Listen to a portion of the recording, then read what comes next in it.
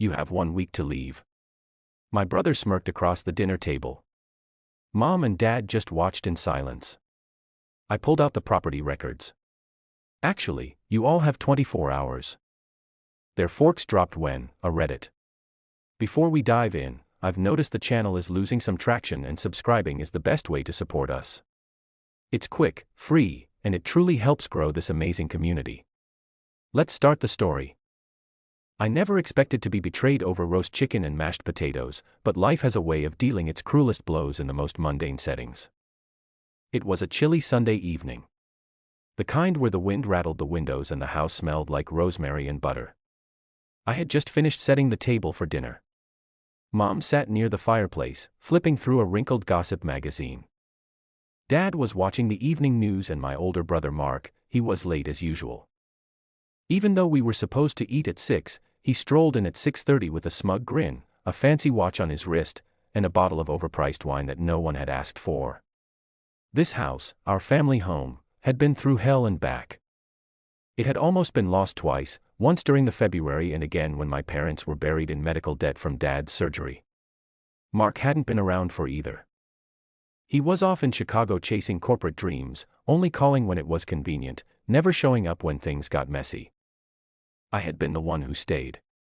I had been the one who worked 2 jobs, lived in the cramped guest room, and poured every paycheck into patching the leaky roof, fixing the plumbing, and keeping the mortgage out of default. I didn't do it for gratitude. I did it because someone had to, because I couldn't watch our childhood home rot from the inside out, because I believed that family looked out for each other even when it wasn't easy. So when Mark sat down at the table barely making eye contact and announced midway through chewing a bite of dinner that I had a week to move out, I genuinely thought he was joking. You have a week to clear your stuff out. Mom and Dad are getting older. They need peace. Not you working from the living room and stressing everyone out, he said casually, sipping from his wine glass like he hadn't just dropped a bomb on my entire life. I blinked at him, fork frozen halfway to my mouth.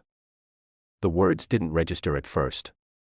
I looked to Mom and Dad expecting them to laugh to tell him to shut up, but they didn't. Mom looked down at her plate. Dad cleared his throat and muttered something about how the house felt a bit crowded lately.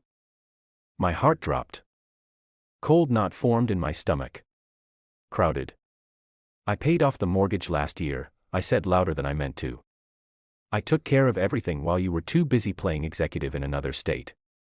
Mark shrugged. You did what any son would do, but it's not about the money now. It's about what's best for them. What's best for them? You haven't been here in years. You didn't even call when Dad was in the hospital. I bathed him, cooked for them, paid for the damn medicine when insurance denied coverage. You show up, wave some fancy wine, and suddenly you think you're the decision maker. Mark didn't flinch. He simply pulled a manila envelope from his bag and slid it across the table. It's already done. I had the lawyer draft the papers. We're transferring the house back to Mom and Dad's names. They'll decide who stays here, not you. My hands trembled as I opened the envelope. The papers were real, fake narrative, but legally structured. Mark was trying to reverse the deed I had legally filed when my parents signed over the house to me 2 years ago as part of the financial restructuring I paid for. I laughed bitterly. You think this will hold up in court? The deed is in my name. I refinanced it under my credit. I've been paying taxes, bills, insurance, everything. This isn't your house and it hasn't been theirs for years. Mom finally spoke, barely audible. We just want peace, honey. We're tired of the tension. Tension? I said, incredulous. You mean my existence? My presence in this house is what you find tense? I looked around the table and saw it clearly. This wasn't spontaneous. This was planned. Quiet whispers behind my back. Late-night phone calls I wasn't privy to. Mark had come home not to help, but to reclaim something he felt entitled to. And my parents, for reasons I couldn't yet stomach, had chosen to let him. I pushed my chair back and stood. You want to talk legal? Fine. I have the receipts, the bank statements, the mortgage documents. This house was a sinking ship, and I rebuilt it from the ground up. You think you can kick me out of the home I paid for? You're in for a rude awakening. Mark stood too, trying to tower over me like he used to when we were kids. He was always the golden boy, the star athlete, the charming older son. And I was the quiet one, the bookworm, the backup plan, but I wasn't a kid anymore. And this time, I didn't back down. "You're being emotional," he said, coolly. "Just leave gracefully and spare them the stress." "No," I replied, staring him dead in the eye. "You have 24 hours to get out. All of you, or I'll have you removed. I'll call the sheriff myself." The silence that followed was thunderous. "You're kicking your parents out?" Mom gasped. "I'm reclaiming what's mine. I didn't want it to be this way, but you left me no choice." I turned and walked out, locking myself in my room, heart pounding like a war drum. I had no idea what tomorrow would bring, whether they'd leave quietly or fight dirty. But for the first time in years, I wasn't afraid. I was done being the dutiful son who kept giving and giving only to be treated like a tenant in the very home he saved. They underestimated me, and they were about to see just how far I was willing to go to protect what I had built with my own 2 hands.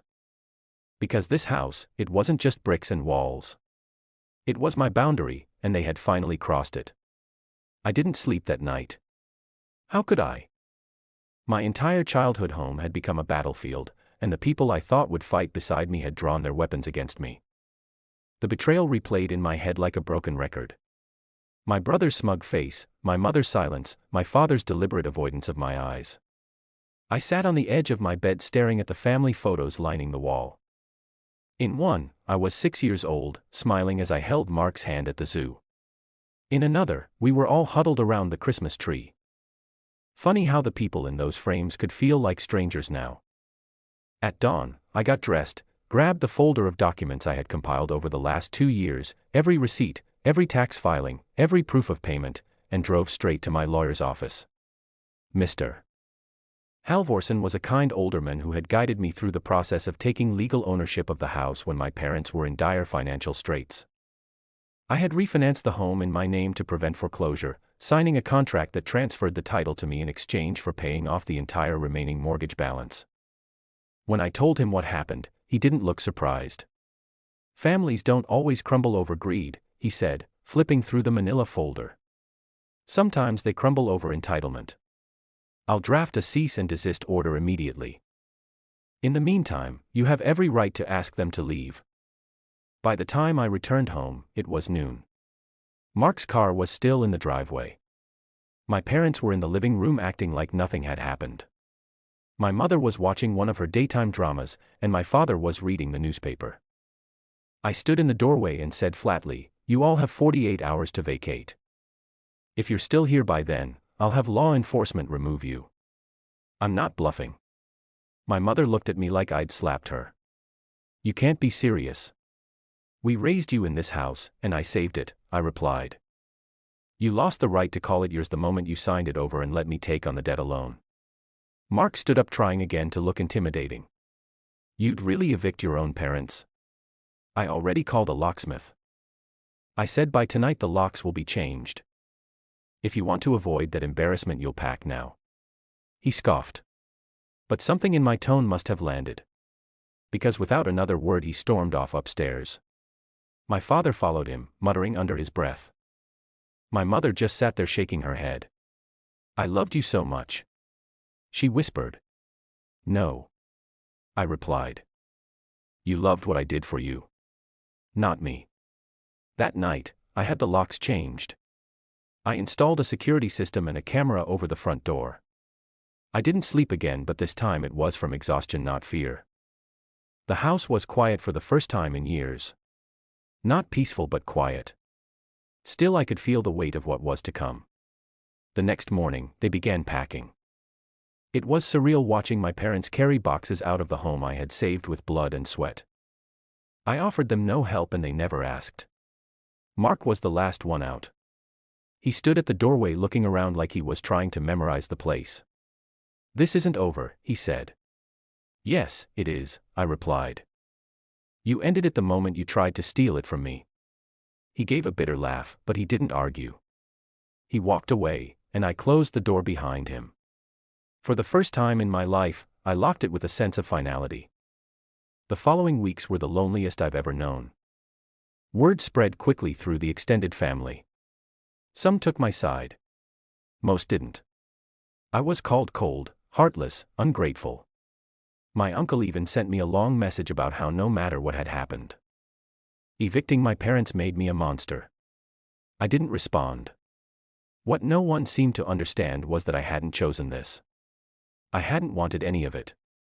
I had given everything to this house, this family. I had watched them struggle, and I stood in front of the storm to shield them. I didn't do it for power or control. I did it because I believed we were in it together, but they weren't. And when someone shows you that they're willing to toss you out the moment you stop being useful, you learn to stop setting yourself on fire to keep them warm. One day, a letter arrived in the mail. It was from my mother. The handwriting was still the same, soft and looping like when she used to leave me lunchbox notes in elementary school. I opened it slowly. It wasn't an apology. Not even close.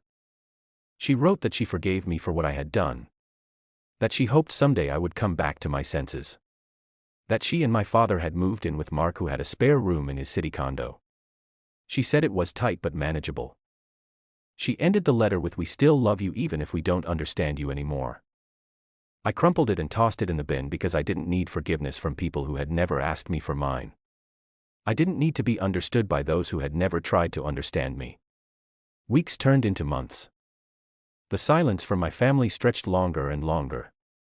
Holidays came and went. No cards, no invitations. I spent Christmas alone in the house I'd saved. I decorated it anyway, put up lights, cooked myself dinner, sat by the fireplace and read a book. And you know what? It was peaceful. Eventually, I converted the guest room into an office and the old attic into a studio. I started working full-time from home, growing my own business. Every wall I painted, every shelf I mounted, every creak I fixed, I did it for me. Not for approval. Not for recognition. For the first time, this house felt like mine in more than just name. Felt like home. I still think about them sometimes. I wonder if they miss me. I wonder if they ever realize what they lost. But I don't reach out. I don't check their social media. I don't answer when Mark's number flashes on my phone every few months. Because I know now that love without respect is just manipulation wrapped in a bow. And I've learned that sometimes choosing peace means choosing to walk alone. This house was built on more than just foundation and timber.